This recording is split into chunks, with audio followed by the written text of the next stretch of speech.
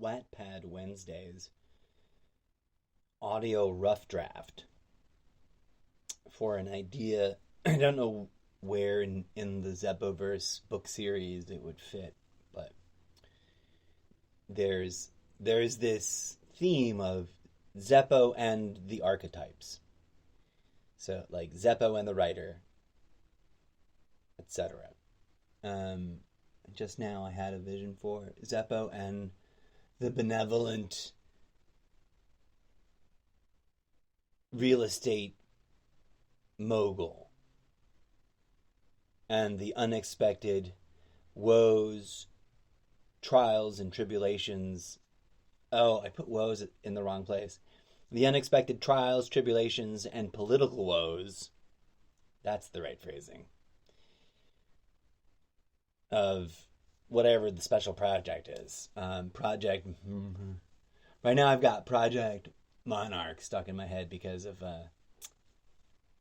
Call of Duty Warzone. But I digress. The real estate mogul is someone that, right, is an archetype, a wealthy person in the position to literally reshape towns, city centers, urban living and shopping districts, to build new infrastructure, to create new forms for which, for the systems by which we, sustain our methodology of what we call culture and society. Someone in a position to choose to either build yet another endless, gross, hot tarmac parking lot encircled by strip mall and fast food islands, drive-through islands, or someone that builds something with real vision, right? And in a way, like crazy beyond what they're doing out in Dubai kind of stuff. So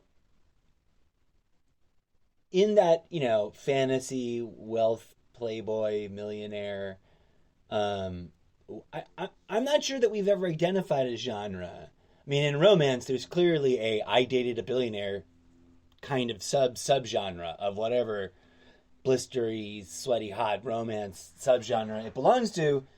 And maybe that's just, maybe it is its own genre, but I mean no disrespect to any of it. But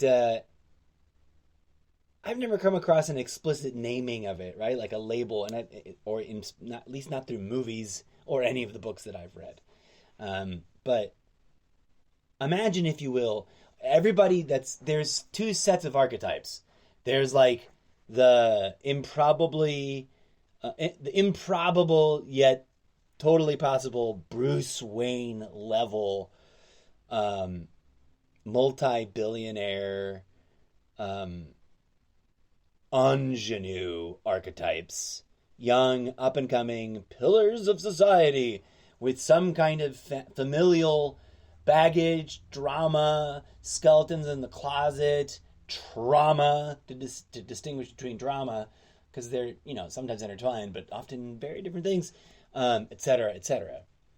And the capacity, and I specifically tag, the Batman secret identity, but I would equate it to also sort of, not because I'm generally speaking more of an Avengers fan, so we're talking Tony Stark level status, and they're archetypes because we're sort of pointing to archetypical industrialist type figures, both in the real life historic way and in a sort of sci-fi world building way.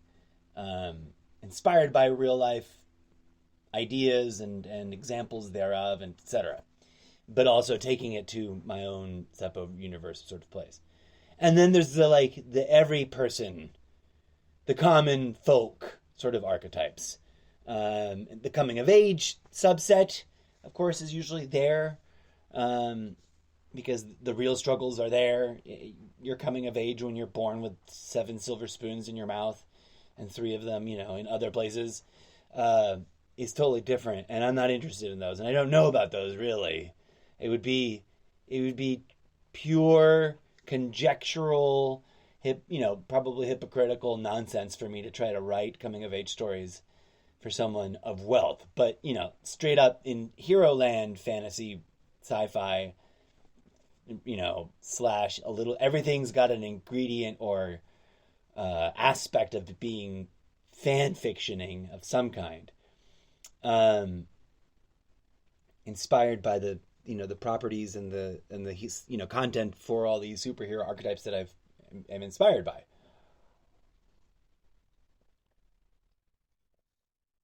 I digress. I wanted to say everyman in the sort of original iconic theatrical quote unquote everyman sort of sense, which is in a condescendingly in the wink wink nudge nudge, sort of leftovers of colonial and pre-colonial gender bias days is meant to be transcendent of individuals' gender and meaning man in the Shakespearean, like, what a piece of work is man, the species. But it's inherently gender biased, right?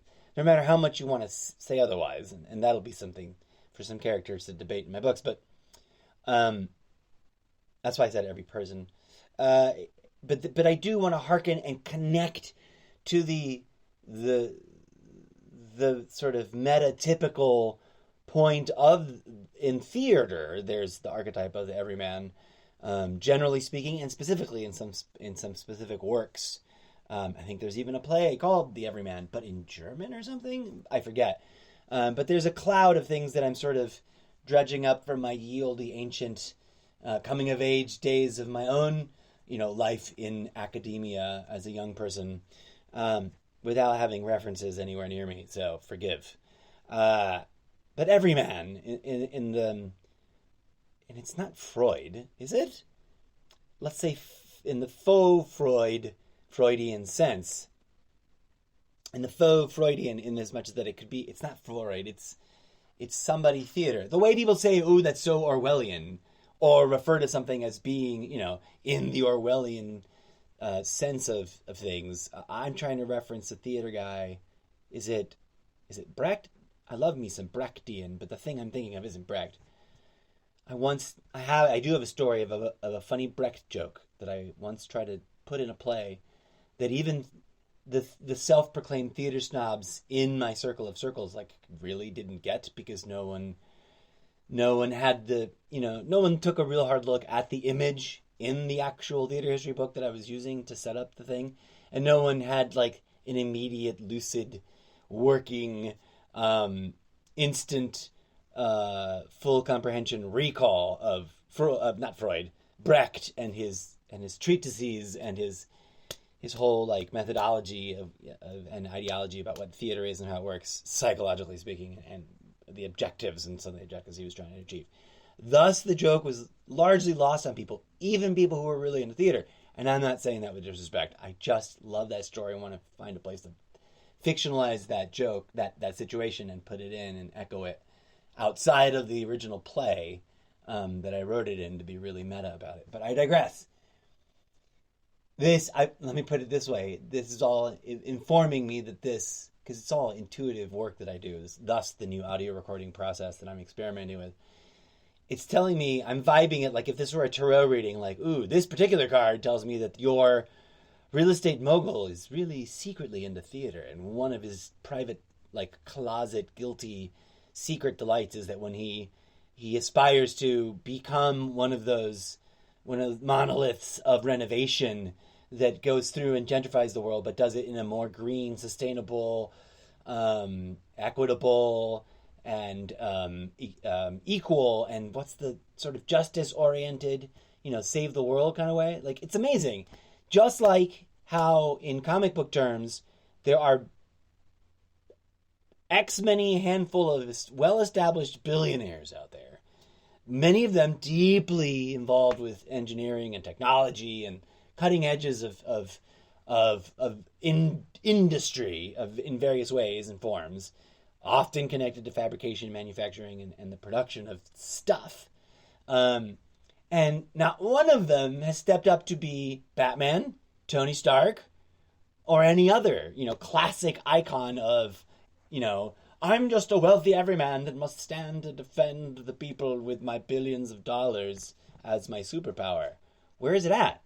I mean, some of them sort of play, at paying lip service. They're not even paying lip service. They're just playing at paying lip service. That's a diss. Cock-shaped space tourism shipbuilding is great and all, but whom have you saved, yo? Buying Twitter and saving free speech. Put several pins on the board about free speech right there. Because first of all, being blocked and being deplatformed has nothing to do with free speech defense in legal terms, because free speech is a defense against the actions of the government. And boo-hoo, your conspiracy theories are cuckoo and you haven't proved it. It's not, free speech comes with consequences, is my point.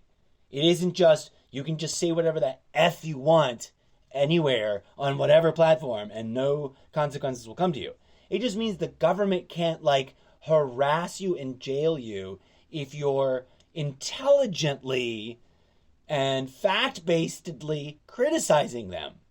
That's what free speech is. If you're a freaking con artist, liar, schemer, and here, I'm just, generating dialogue for my character right now, in terms of, what kind of real estate empire mogul this up-and-coming, Bruce Wayne archetype character is. He's someone that grew up feeling like this and being handed the keys to a multifaceted, multi-tiered, multi-industry behemoth that has, that sort of sprang forth out of deep real estate roots and with a little bit of that same intrigue of how much of it is into really creepy and probably flirting with immoral, if not, very sort of sick and twisted and just sort of ugh, you profit on what now? And it's the new frontier of your expected growth, and it's all going to be toxic and disgusting and evil and wrong for the world. Kind of,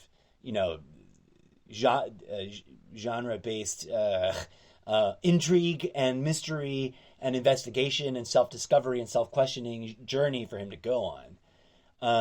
This real estate mogul. He's an archetype, so he has no name. I haven't really picked his label exactly. Just the first thing came to mind was that he is a real estate mogul. But there might be some better suited, more personal moniker to call him by. He's sort of I don't know yet. I haven't come across it. I haven't been inspired by anything, and I haven't come up with it myself. But he's a visionary, a true visionary, not a bogus one, that really is growing up from the earliest years of his memory. Instead of trauma, poor Bruce, and I don't mean to infringe on any copyright, right? He's an icon and he's transcended all that. I'm allowed to just talk about Bruce Wayne and Batman as if they were people in real life. Fuck it. I would love to interview whoever the most recent, most current, most up-to-date Bruce Wayne actually is. But I don't really know off the top of my head who's going to play Bruce Wayne in the next DC thing, so I guess we'll find out. Digressing, my character's real estate mogul's earliest memory is about clearly seeing and striving to comprehend, appreciate, and empathize with the various levels of gap, of wealth gaps, right? There are the super ultra elite rich. There's the sort of, middle ground. There's the upper crust of the upper crust. There's the upper echelon of the wealthy. There's the upper middle class of the wealthy. There's the solid square fat in the middle class of the wealthy. There's the lower class of the wealthy. There's the sort of post nouveau riche, people who sort of survived the gauntlet of becoming wealthy out of nowhere and being nouveau riche for a period. There's the branch of nouveau riche that became failures and failed to become nouveau riche. There's those actively living in the nouveau riche phase, which is like you just came into some money and you think you're rich. Woe is you until you find out where you really are in the world and what wealth really means, because it's not that. You just have some money to play around with and invest now to maybe actually survive this process and become actually wealthy, to then build real wealth so that your future generations can be somewhere up on that ladder. You're not. Nouveau riche, you're just playing with splash money. And you think you've made it, but you haven't yet. You're just celebrating something that a new threshold of available, disposable, what's it called sometimes? Discretionary, disposable income that you've never experienced before. But some people, if you handed some people $10,000, they'd suddenly experience that for a hot minute and probably overspend and blow it all. There's something inherently dumb about our system, because people will turn this into a character issue and say, oh, X class of people, X category of people, X grouping of people, X origin of people, whatever, are just, and then put in all kinds of pejorative language and try to design some sort of accusation that it's all their fault. But who teaches anybody about wealth? Only the smart parents of wealthy children. Mind you, there are some children who are born and their parents are wealthy. And then there are some children who are born wealthy. Like born wealthy.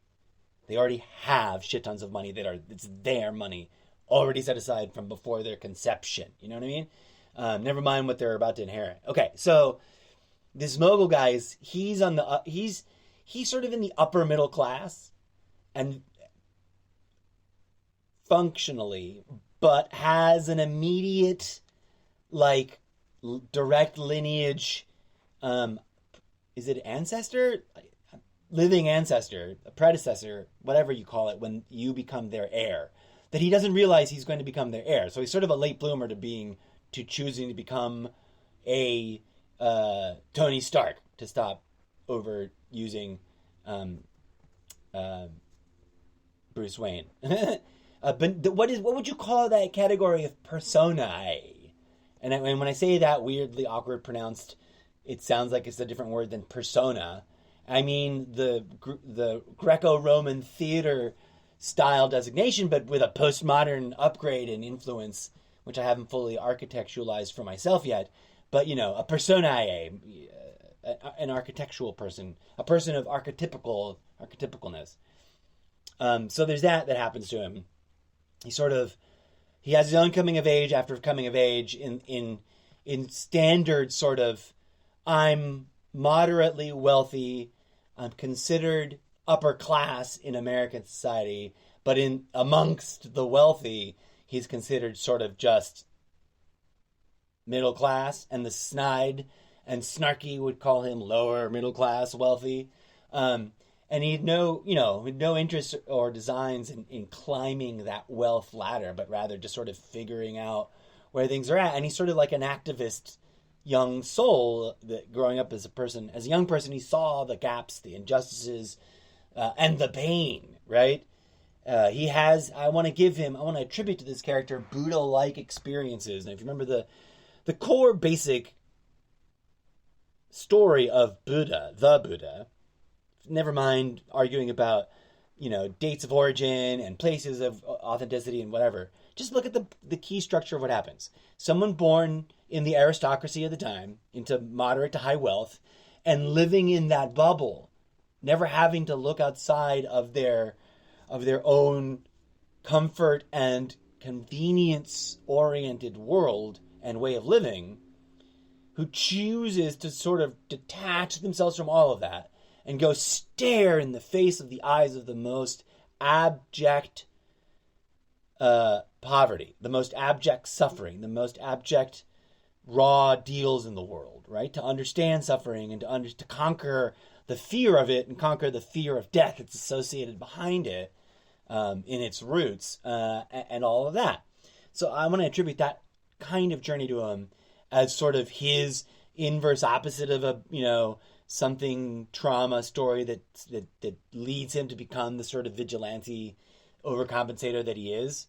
And of course, to insert a deep sort of meta inner scene, one of the revelations that the incorrigible Mr. Zeppo brings to each and every archetype is that he says to them, looking them in the eye. Remember when we first met, that you thought I was wearing a biker, like a chrome-plated, featureless motorcycle helmet? And he was like, yeah. And I was like, well, it was my space helmet. And when I took it off, you're like, what the fuck is this inside your thing? Some sort of oxygen supply mask? And that was literally sort of like my most genuine, authentic self. And it was just a chrome, shieldy, platey-looking face that sort of was no face, but almost appeared to have facial features, but not quite, and almost seemed to somehow be expressive, but not really, and eerily and uncannily just pervasively reflects the face and most clearly the eyes of the person with whom anyone who's discussing something, especially in a sit-down situation with this character, is forced to contend with the fact that in this mode of self-expression, which one can say is like if Mr. Zeppo was just sitting there, in his pajamas, he would look like what?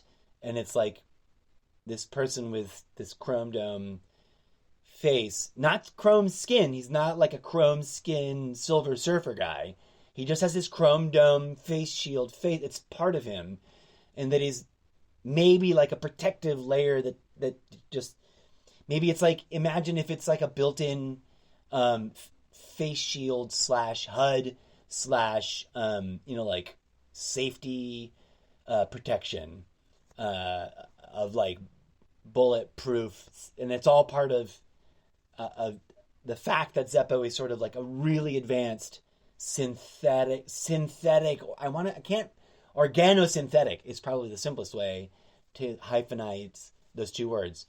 A human being is organic, right? No matter what planet they're from. Planet Dirt, planet Soil, planet Earth, planet Water, planet Womb, planet Mother, planet Gaia. They're all human. They're all carbon-based organic life forms. Avatar vessels, receptacles for the consciousness spectral fractum, because fractal spectrum is what I meant to say.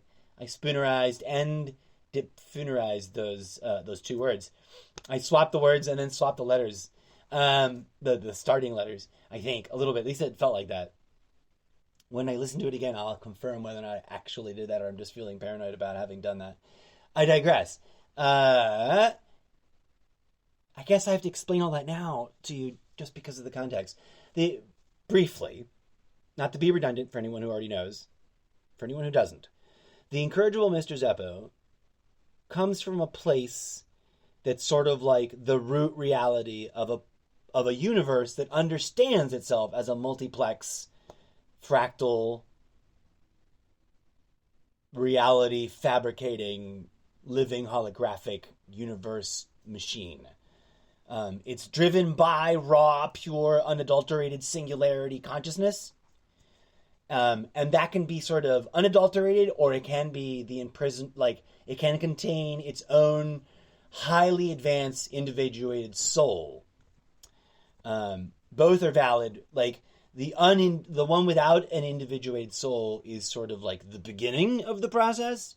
In the beginning, there was naught but a singularity of pure, unadulterated, raw, uncompromised, unadulterated, dare I say that? Unabrogated, unambiguated, like all the uns you can imagine. It was just purity of raw consciousness. Whatever it is that you commonly point to in yourself with the I am statement, whatever is at the center of your I am being, imagine that at a cosmic, like epically raw, alone, pervasive, unity of oneness that predates and pre-exists everything and is the beginning of everything, but is itself unaware, no matter how unadulterated its awareness and consciousness could be described in this state of its origins and beginnings, because that's just the way it comes into being. It orgasms. There's an orgasm and a birth contraction, right? There's one and then the other, and a consciousness, this beginning of a universe, comes into being.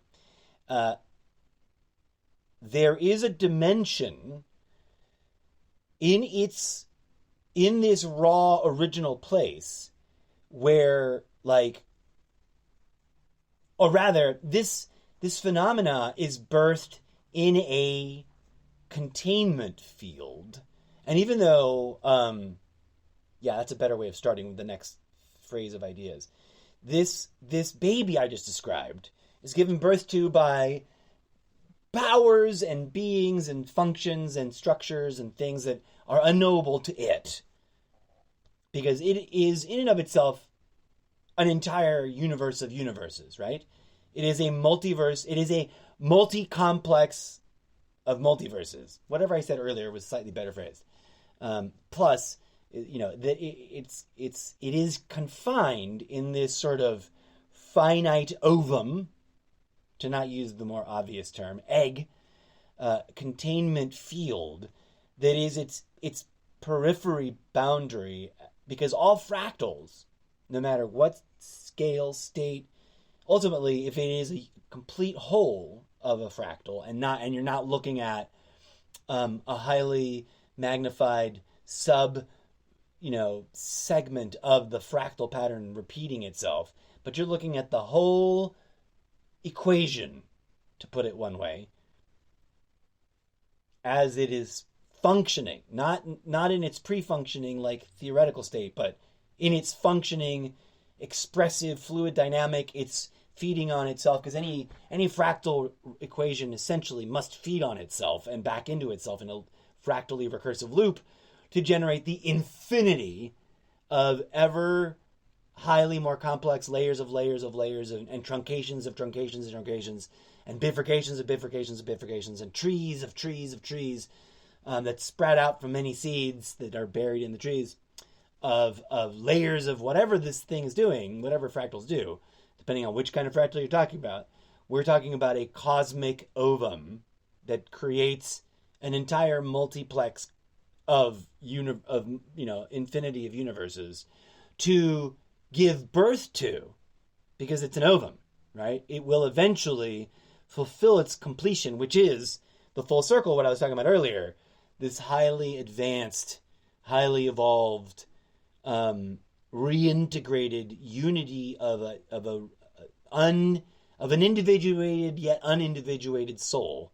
The soul of all the souls that lived all the lives inside the egg being an infinity of universes constantly unfolding like trees sprouting out of other trees, expressing every possible variable for a universe to possibly experience, both in the most infinitely minute of variables and the most jarring of, epically huge variables.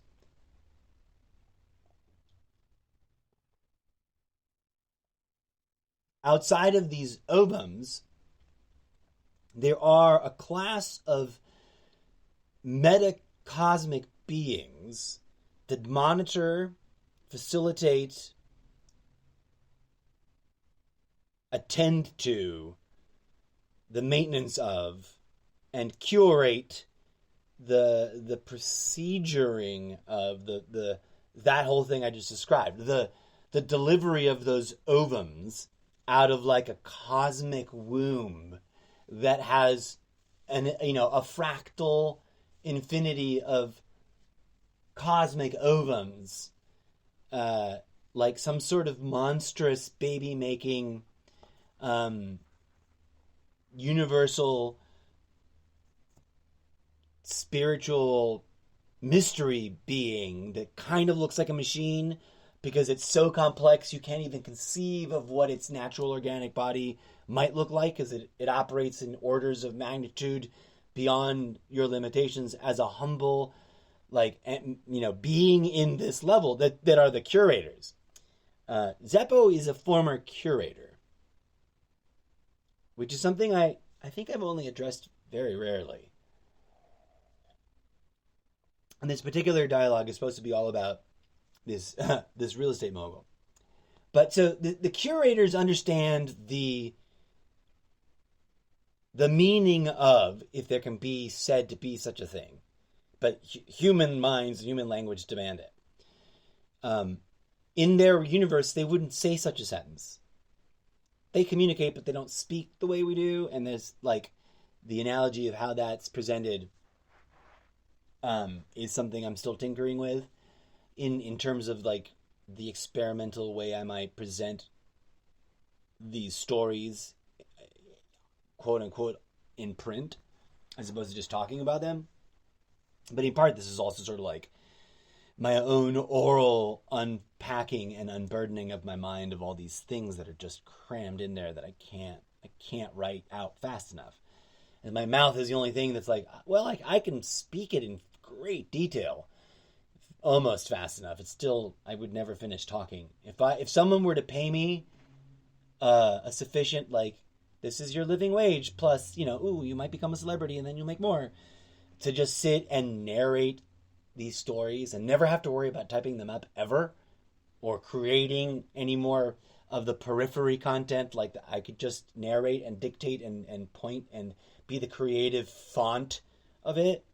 I would comfortably start talking with my throat coat tea and my endless supply of mushroom coffee and weed in one of those, and everything would be upgraded to one of those big double-sized coffee mugs that is a bong, and that your coffee is the bong water. Amen. I need one of those in my life. So the real estate mogul is secretly one of these people, but he closets it so hard. That's one of it. Like, you know how Batman has a bat cave? This guy, the real estate mogul, before he becomes a superhero, just growing up and learning about the world as all of the archetypes are regular human beings that are blessed and or cursed, by the way, to steer it back, to be archetypes inside of the many multiverse worlds of one of these ovums. So their life signifies a sort of spectrum of many lives that deeply influences the more highly individuated lives of the sort of more normal people living at any particular level that the archetype represents, right? And I focus on artists, but there's archetypes for ordinary and sort of other kinds of psychological archetypes, etc. But I don't want to I'm not trying to go and define an entire convoluted, and some would probably argue Machiavellian archetype system. But at any rate, so the reason Zeppo is doing any of the things that he's doing in the Zeppoverse, which is an ovum, a universe egg, in which he has been detained, to put it somewhat ambiguously. There are rules in the universe. The Zeppoverse is not the universe from which Zeppoverse comes from. The Zeppoverse is the universe in which Zeppo is the curator of ovums, and he was sort of like a lower class, entry level, never quite caught any breaks, never got any promotions, should have by now, being so many millennia old, and he just keeps, he's sort of a black sheep. He is whatever this cosmic universe's equivalent of a stoner would be. It wouldn't be plants, because these beings, these curators, and whatever their societal structure, the curators are just one of many sects or groupings of beings at this state. But everyone's lives revolves around the divine, sacred, ovum birthing goddess of disembodied, mysterious form. Like, she's unseeable. You just have this magical, sacred place in which, from a very yonic, mysterious, sort of organic, sort of high-tech-ish, and very highly fractally, like, holographic boundary, liminal space of, like, where pure hologram meets material reality made material reality.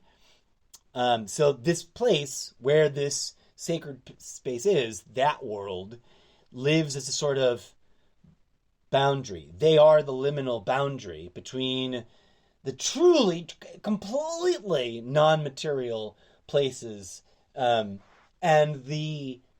they're like a way station in the many layers of emanation from the undescribable, unknowable, translucent, transcendent, transplendent places of these, voiceless, faceless, featureless, pure consciousness being gods that give birth through these divine yonic ovum birthing portals and there's more than one, right? At first, in the narrative of anywhere in the universe, if you approach it from like I'm going to read this book, you'll be hopefully not too spoilered, because there are certain kind of reveals that like you won't get until you get to the third book in a given series, right? And then there's reveals that you only will read unless you're reading whatever the fourth book is, the surprise French fourth book of a given series. So, for example, to get meta really quick, we'll get back to the Bruce Wayne real estate mogul in a hot second. To get meta, so this thought doesn't disappear. Shit's just channeling right now. Let's take any series. For example, Blank Slate 1, 2, and 3. Or 0 Hour 1, 2, and 3. Or Johnny Appleweed said 1, 2, and 3. There's certain key ingredients that are sort of structurally, thematically, organically organized to sort of belong in any particular book series. They'll be common to book 1 or book 2 or book 3. In book 3, okay, now all of these books that I just named, Blank Slate, Johnny Appleweed said, I can add Forgiving Bobby McGee, 0 Hour, what's the one, the Mac backstory? It's not her origin story exactly, because she's already Mac by the time we really meet her, but it's sort of her post-origin story. It's the one that I know everything about these books. Sometimes I just can't remember their names, just like people. And they're my books. I'm writing them. That's the writer popping up saying, hello, I'm the writer, and this is part of my character. That really happens to him all the time. That's why he needs a collaborative group of people around him to like know this stuff so he doesn't get derailed and flounder in guilt and feelings of failure, and then, lose the metacognitive connection to whatever the fuck this stuff is channeling from, which is, of course, my own higher self, right? Tuning back in, what the fuck? 3 books. In the third book of any of those series I just mentioned, somebody has been identified as like, you have to go meet Mr. Zeppo. Why? Oh my god, it's a long story, but seriously, only really Mr. Zeppo can do it justice. You need to meet. They've either known him and they get alerted to something beyond whatever they know him as, and he's got to like go, oh yes, please join. It's sort of like in a Willy Wonka sort of way. Reveals how, inspired by, not trying to rip off, Willy Wonka sort of presents himself in one fashion at the very, very beginning, and then slowly more and more subtle things about his factory, about himself, sort of get revealed. And if you don't know anything about Willy Wonka at the very beginning, and you don't know anything about the film, you don't know anything about the book, they can be really, they're jarring, and it's like, wow, that's kind of weird. Roald Dahl, you're amazing. I digress. So, depending on each individual character, but regardless, it's in the third book that no matter what they've thought they've learned about Mr. Zeppo before, that they realize, they're informed that A, he's from beyond this universe that you, dear character, whoever, Johnny Appleweed said, Mac, the artist, any of the artists, any of the archetypes, like the archetypes are of this universe. They are inside the ovum. They are organic to the ovum. They are part of the process of the singularity at the center of the ovum. emanating within the confines of the ovum its own fractal recursive, sort of like how an egg itself in the human womb starts as an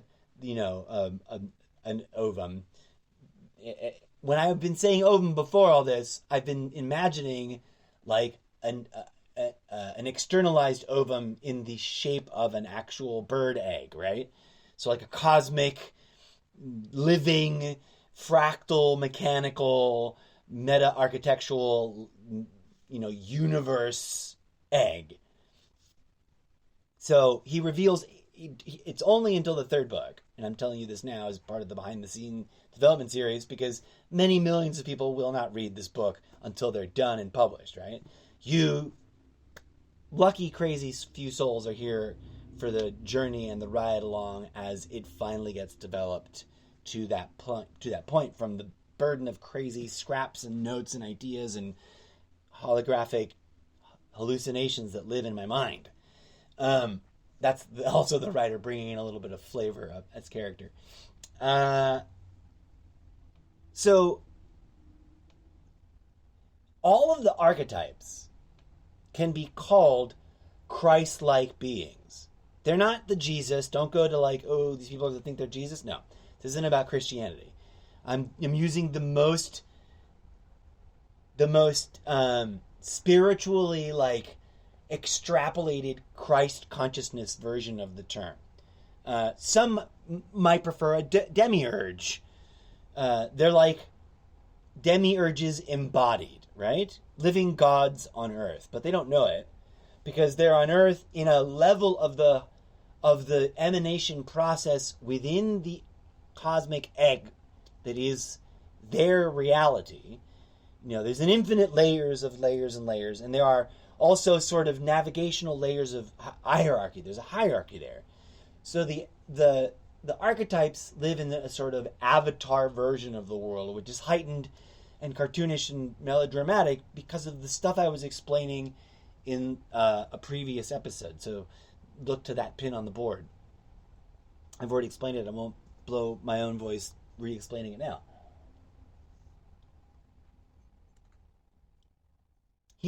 But they don't realize it, is what I'm trying to get at.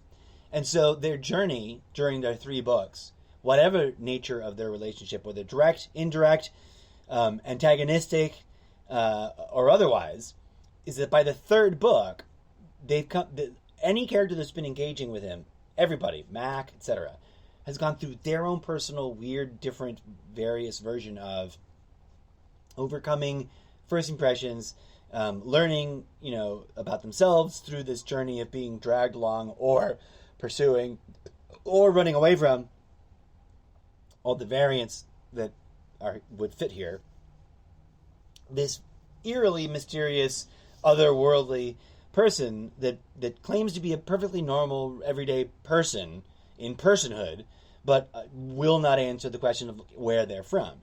Because they're technically not from this universe, right? Mr. Zeppo, as a sort of black sheep, misfit, loose cannon fuck up of the ovum curator class of entities that are sort of living artificial, almost golem-like, but I don't want to go there because that's loaded with a lot of baggage that I don't need visually. But in the sense that they are not born of anything. They are sort of assembled by other beings in another class of entities there, and imbued with that energy, life force that because all the entities there are not necessarily either born themselves. If there's material aspects, like fleshy aspects of anyone's body, of any class of being in this outside of the ovum, but somehow intimately inseparable from any of the cosmic ovums, right? Like they can't go anywhere. The ovums can't leave. At least not to my knowledge, not yet. Not until we get deep into some further establishment of things. We'll have to revisit that question many years from now, I think. Put a pin on the board for that.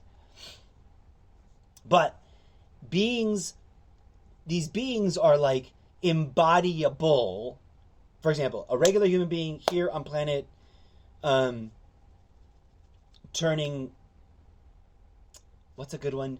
Something kind of aboriginal. Turning mom. Turning goddess. Turning orb. That's a good one. Planet turning orb. Duh. It's simple. I want a word that feels and vibes and defines like orb, but also includes something yonic and life, like mystery of life portal, of the uterus and of the womb, because we don't honor that and all the levels of that in this world, in our world at all. Enough. We need more of it, So, there's more than one of these cosmic yonic portals. I've already said that. There seems to be a world, whatever shape it may take, I'm not going to get into that now, where and there are other Zeppos there. Everyone of every class is nearly identical, with only the most subtle of individuality expressed in how their conscious, visible, tangible light body interacts with whatever aspects of their being, quote unquote, is material in its nature. Because it's more of a symbiosis than it is like we have a body, but they have a symbiosis with animatable matter. Right? And all of them sort of evolved into being there, but there was no birthing involved there. And all of them stem from some relationship that's inseparable from, even if it's unexplainable, the cosmic yonic portal that gives birth to these ovum egg universes, within which there's an infinity of normal Earth-like universes to give, a particular human being perspective context.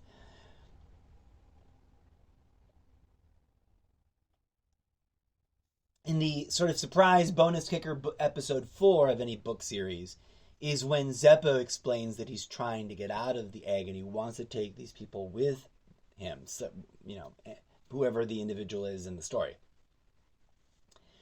And he refuses to learn the horrible lesson that he cannot do that. Now, in 4 is where any particular character gets any sense, any notion of the explanation as to why Zeppo is detained or contained in the ovum. And then, of course, there's many branches of mystery as to whether or not there are other individuated souls in the ovum that are unique and Zeppo-like in that they come from the curator's world or not. And within the natural, to give insight, an ovum is born out of the cosmic womb portal Janus, right? And it's conveyed with immense, attentive, gentle, highly sophisticated, highly revered, highly honored care and pampering, as if it were a living baby itself.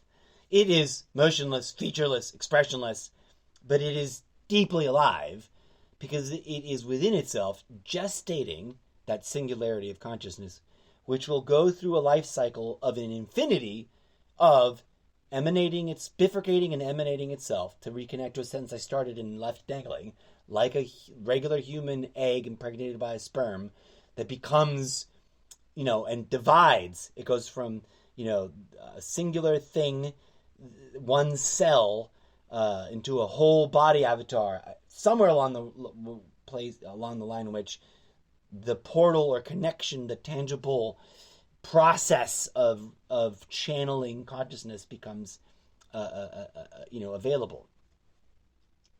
At any rate, in some meta way, that singularity inside these universe ovums are going to live eons worth of an infinity of micro universes within universes within universes within universes to do the thing that all the mystic ancient doodle dads say that whatever the fuck this is all about.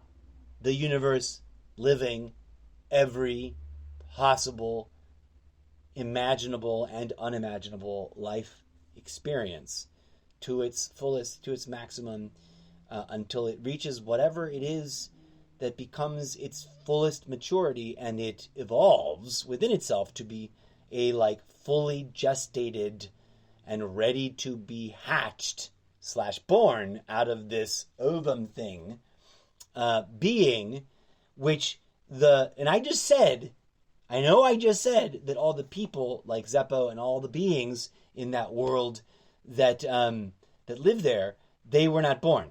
None of the born beings, the universal babies inside these eggs, when they're hatched, from the perspective of, if Zeppo had never been imprisoned in a prison egg, which is a whole class of eggs that are never to be born. They're like duds. You just live there for an infinity of lifetimes by yourself, surrounded by, an infinite array of holograms of yourself being everybody else. Sounds like hell, but could also be heaven if you transcend inside of that enough, so that the plurality, or if not the totality, of all the lives lived are lived in transcendent bliss of the pure, undeniable, tangible knowledge that there's just you in this universe, not in a nihilistic way, not in a because everyone else's personal experience is totally valid. It's the yin and the yang of solipsism. It's not just solipsism, it's solipsism plus Buddhism or Zenism or whatever it is. Or universalism or we are all one-ism, whatever. It can be achieved, right? Like that harmony. As opposed to endless grinding discord of let's just butcher each other, blah, blah, blah. That's what happens. Every avatar that is a archetype, they are Christhood eligible beings in the ovum. Because what Zeppo realizes is this dud isn't a dud. And there's a being that's going to be born.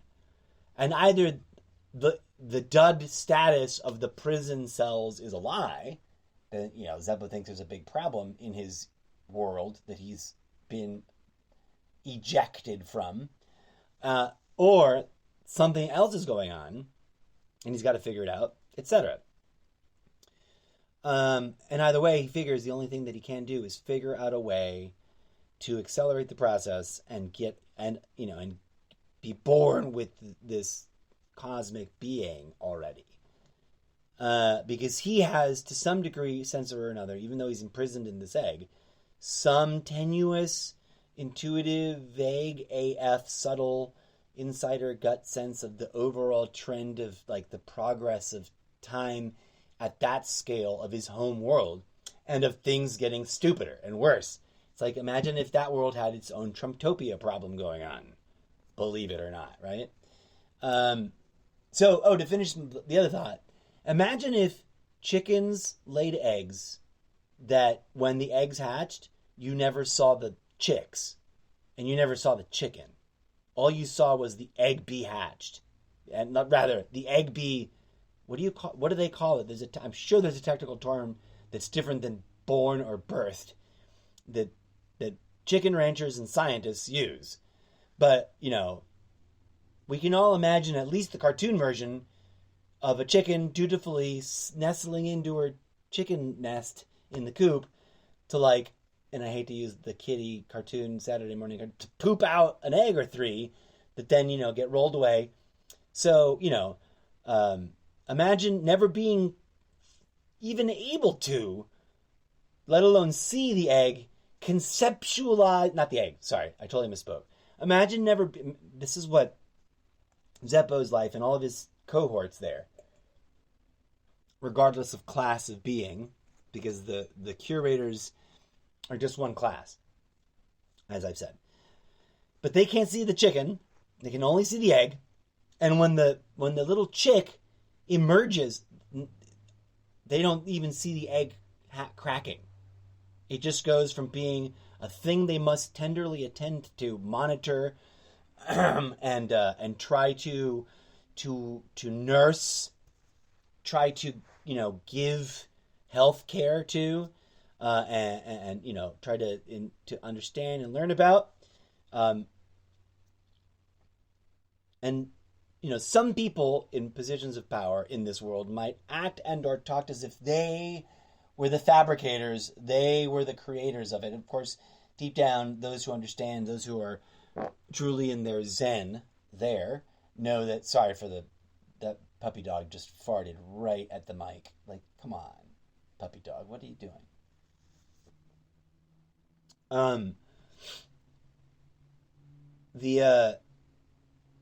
The curator and their other class of beings that are there, again, like I said, are not born. So they're sort of covetous and jealous wherever the ovum's soul being goes when it's done and ready to quote unquote hatch. And I always see like the Jurassic Park scenes when they're like hatching dinosaurs. And that general sort of laboratory vibe, but in a sort of, like these eggs are 3 or 4 stories tall, and the beings that we talked about range from average normal human-sized beings to 5-story tall architecturally mechanical beings. All of them are all integral and inseparable from the life cycle of the ovum, but never ever ever ever experience what's inside. They can only render cartoon-like graphs and charts and pictures and depictions, and they can watch sort of inspired by fictional depictions in a television format of what the lives of the living beings inside might be like. And they have no idea what it's like before the egg is born. They don't know what the life of the chickens, the cosmic beings, the mothers that are giving birth to these, but there's this life cycle there that they've got to attend to, which we don't know about for many cycles until bloom becomes a big fucking issue. And there's a whole world building that needs to be played out slowly over time about the relationship between different class of beings, different stations where these different mothers are. And we need language building to happen about what are these mothers called, what are the ovums called, etc.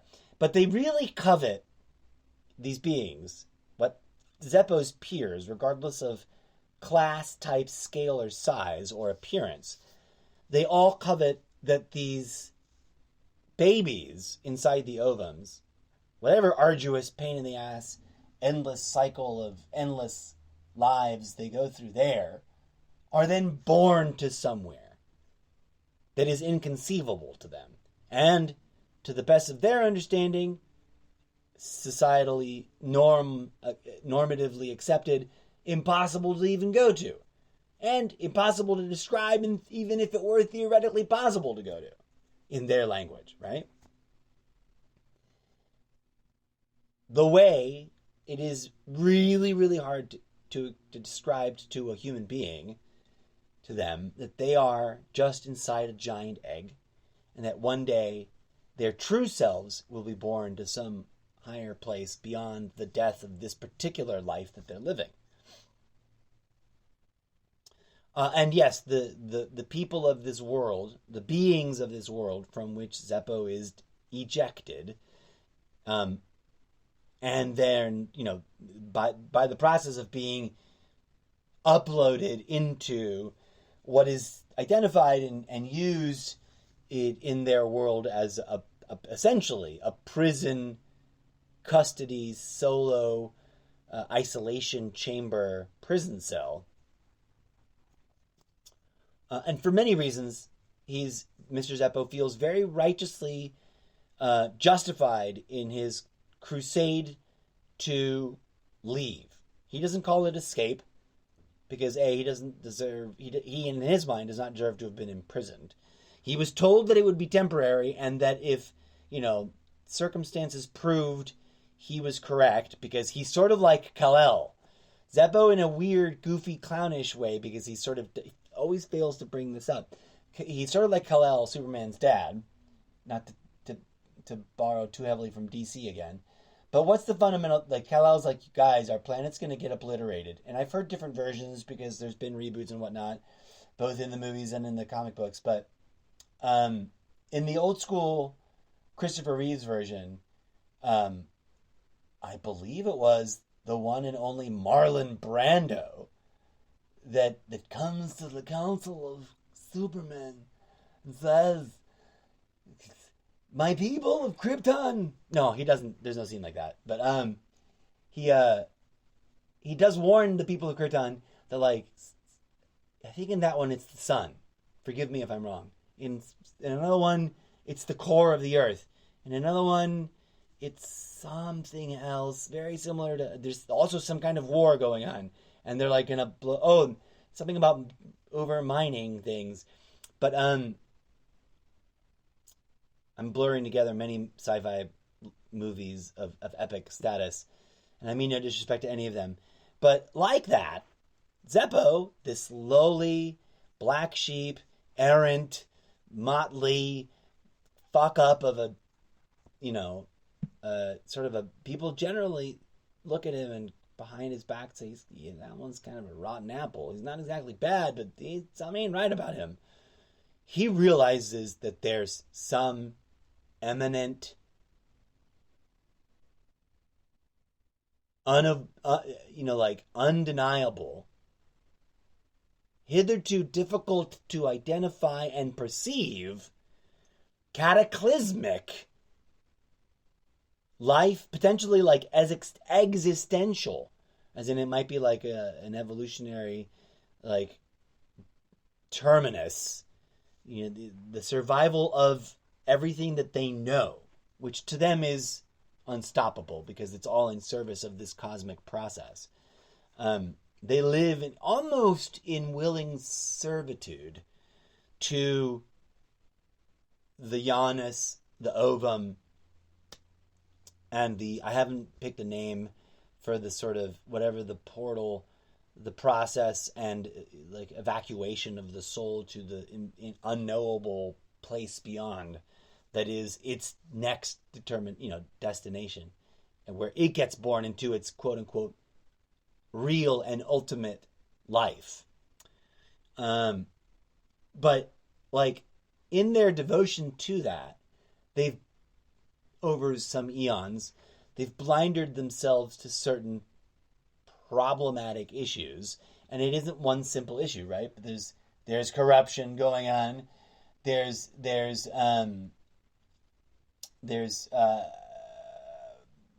perjury and all the ancillary problems of real deep corruption.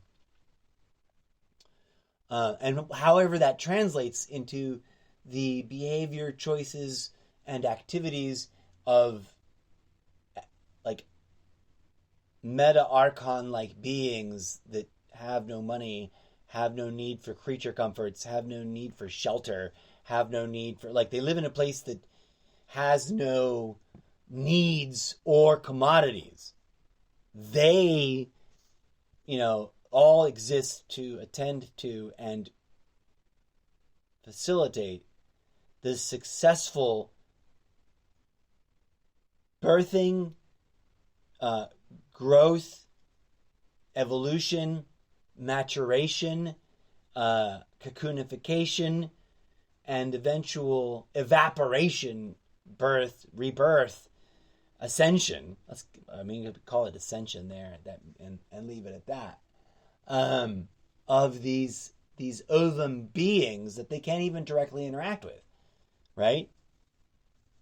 They can only they can talk to themselves at them like they were really, really intelligent, expressive pets, but they just sit there monolithically, right?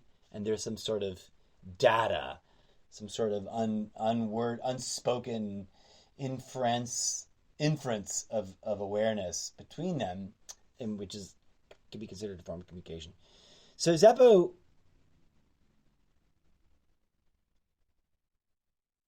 attempts to, in his own world,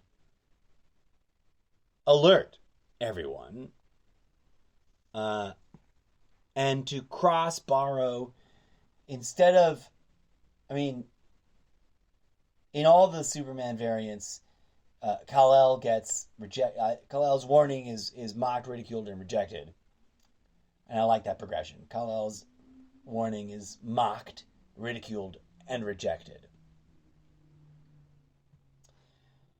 But I want to cross Barrow and be like, he's also sort of, he's imprisoned in the way and I forget their names, but who are those?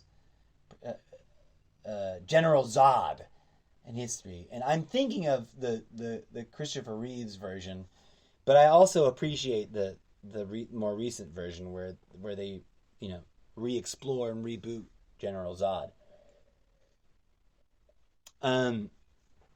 But instead, Zeppo, I mean, this part of, you can see where there's corollaries of inspiration. Zeppo wasn't a bad guy. He wasn't a tyrant. He wasn't trying to take over through military action. He was really, truly, plainly trying to warn them that, like, whatever it is, and I haven't quite channeled and articulated that thing, and it can remain a mystery, because that event, if not mitigated before the point of no return, would be unstoppable. And arguably, in worst case scenario, totality ending. It would end the totality of what they know to be reality as, which contains not only everything going on inside of every single ovum in the nauseatingly, fractally recursive infinity of all that, which is your life, dear character, your life, dear audience, your life, dear earthling, but also the invisible mothers of the yonic portals and the invisible fathers of the wherever they go to as their children.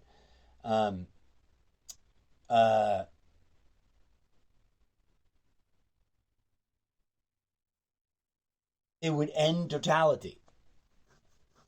And they think they know. They are these characters, and please do not misunderstand the use of this word.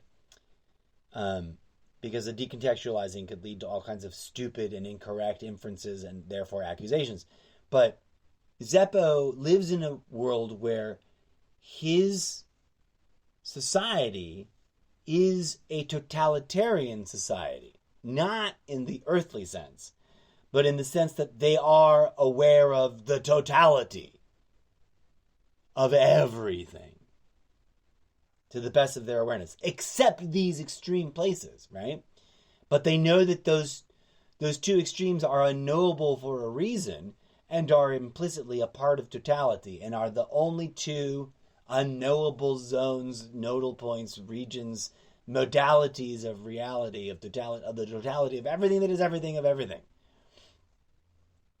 Right? Universes as we know them, classically, in the Albert Einstein era sort of science of the wizards of early physics kind of way, is but one infinitely thin onion layer fractal recursive ring in a tree of fractal recursive treeing of universes churning in these massive churning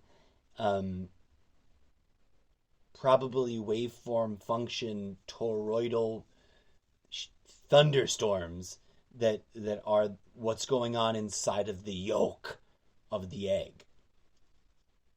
Until all of that is rendered in a sort of like infinitely complex evolution of the fractal into a being of even higher order of existence than the totalitarians, the archon totalitarians, right?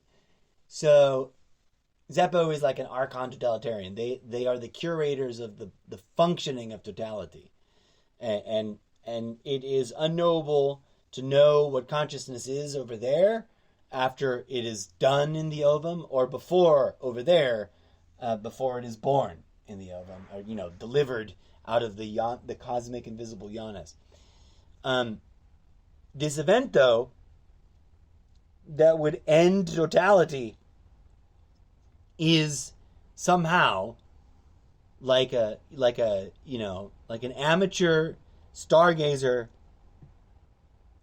purely by luck and coincidence, being the earliest identifier of the extinction level event meteorite object hurtling towards your little tiny planet, right? And thus, after trials and tribulations of many kinds there in that world, the world, with very few exceptions, and those exceptions are so marginalized by everyone else that they are unable to speak up in his defense at first, he is banished. I prefer the Shakespearean. He is banished from totality, or totalitopia,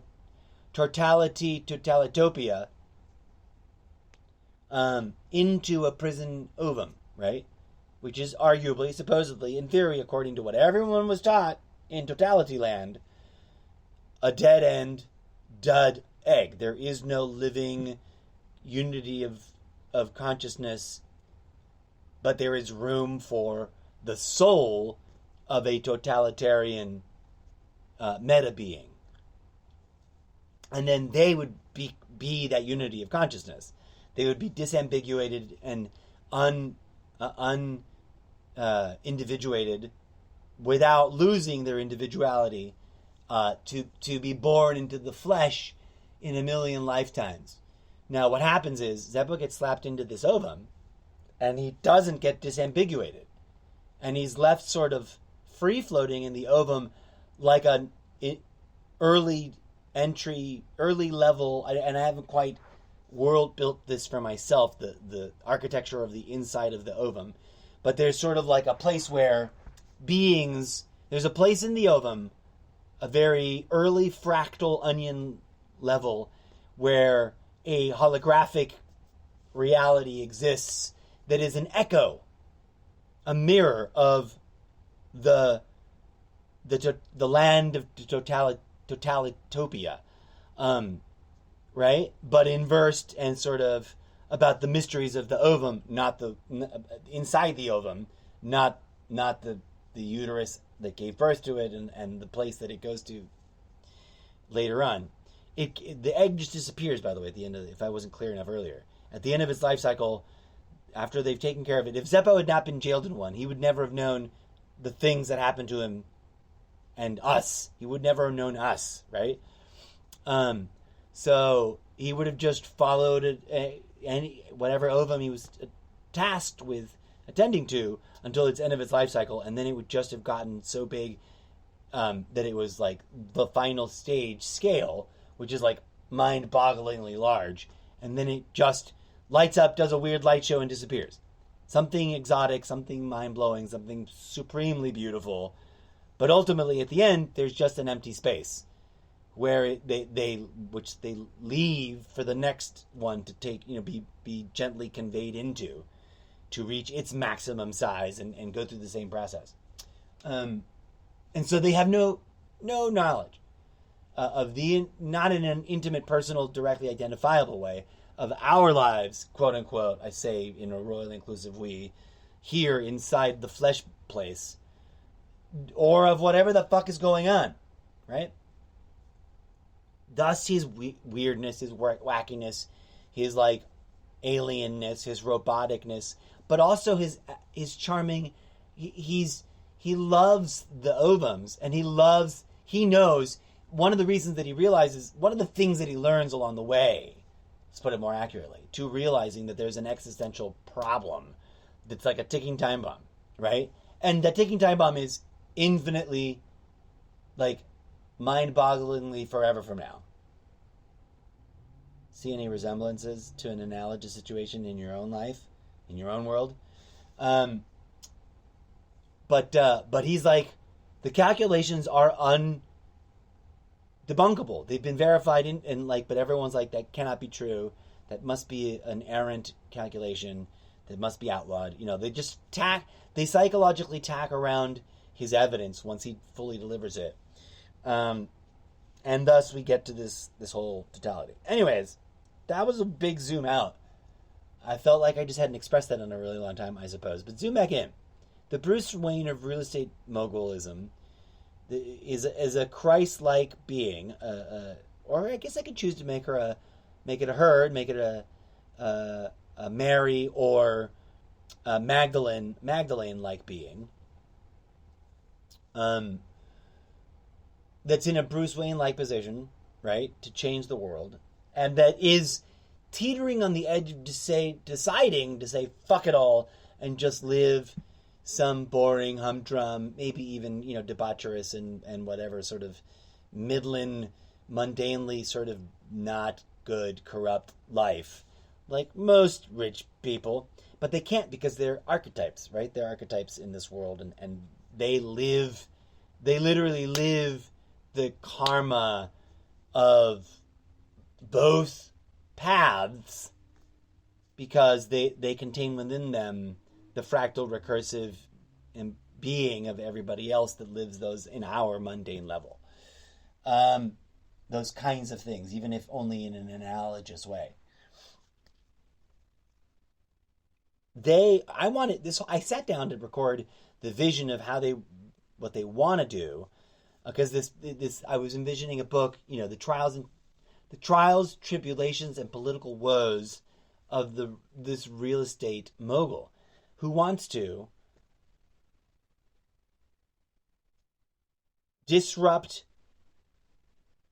and redefine gentrification, like co-opt the word, the process, and the industries perpetuating the living definition of what it is and what it does to communities, and turn it inside out and build sustainable, green, healthy, non-toxic, renewable energy-based, etc., idealistic places, communities that have a whole program that, in the process of acquiring and developing the unsightly, blighted, undervalued, toxic waste places of the world, the focus is on employing the homeless, rehabilitating the addicted, and rehabilitating those spat out by the criminal justice system,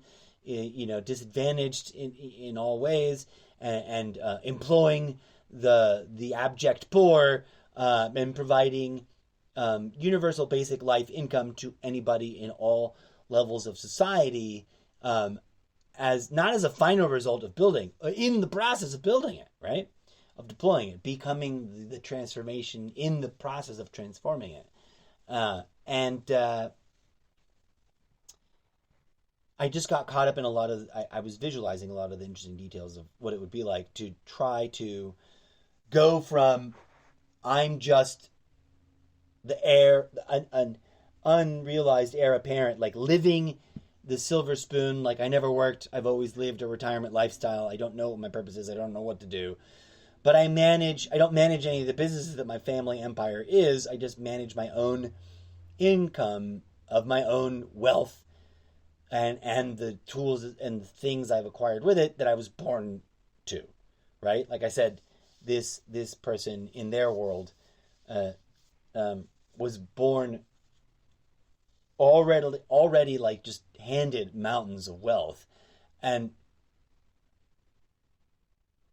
like the ability to deploy their own corporations and assets and et cetera, from an age where they were taught basic survival skills like managing the basic portfolio of this sort of machine to perpetuate obnoxious wealth generationally. That as a sort of, you're not one of the primary descendants of the establishment line or lineage of the empire, but you're close enough that like you're not getting judged, you're not getting sidelined. Here's your own, you know, foundation for building an empire and establishing your own new lineage that can branch off. But because he was sort of third in line to be heir, and then mysterious things happened, and he became the heir apparent to the big ship, to the big thing. He decides to go Batman with it, like, right, and not just try to be green, or not just try to be a groovy company that's doing good things and making lots of money doing it, but like get gritty with it, in terms of dealing with the problems on the ground level, which is always hard, right? But yeah, I think I've rambled long enough on all the levels, and my voice needs a rest, and I need to make some tea. And I need to transition to another thing. Thank you for joining me for another Wattpad Wednesdays audio raw rough draft of a story idea. Various things will be like written out of the visuals I've narrated here, and of course it'll all make more sense once you see the process rendering parallel stories that don't cross over, but in somehow sort of invoke these things in ways that eventually make sense, I hope. And with that, I'm going to end the audio file.